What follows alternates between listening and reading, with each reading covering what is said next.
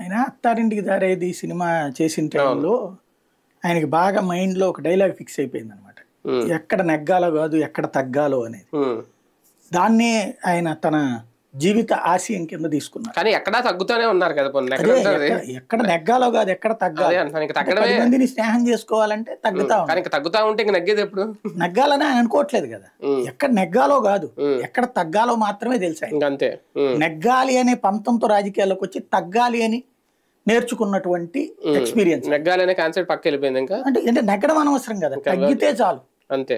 అది తగ్గడమే నెగ్గడమే. మళ్ళీ త్రివిక్రమ్ గారు ఏమన్నా డైలాగ్ మార్చి ఎక్కడ తగ్గాలో కాదు ఎక్కడ నెగ్గాలో నేర్చుకోవాలని కనుక డైలాగ్ మార్చిస్తే అప్పుడు ఏమన్నా మారుతాడేమో పవన్ కళ్యాణ్ గారు. దానికి ఆయన ఎవరు మార్చలేదు. బీజేపీని తెచ్చుకుని ఆయన మూల్యం చెల్లించుకున్నారా?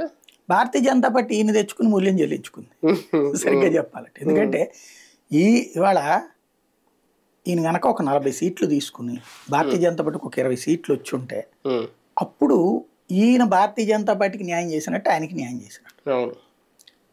మనం దాదాపుగా 2-3 ఏళ్ళుగా అనుకుంటానే ఉన్నాం. భారతీయ జనతా పార్టీ జనసేన కలిపి పోటీ చేస్తే 20-25 స్థానాలు ఈజీగా గెలుస్తారు. అప్పుడు ఇద్దరు 70 దగ్గర ఉంటారు. ఇద్దరు 70, 2 70, 140. ఆ మధ్యలో ఉన్నటువంటి 35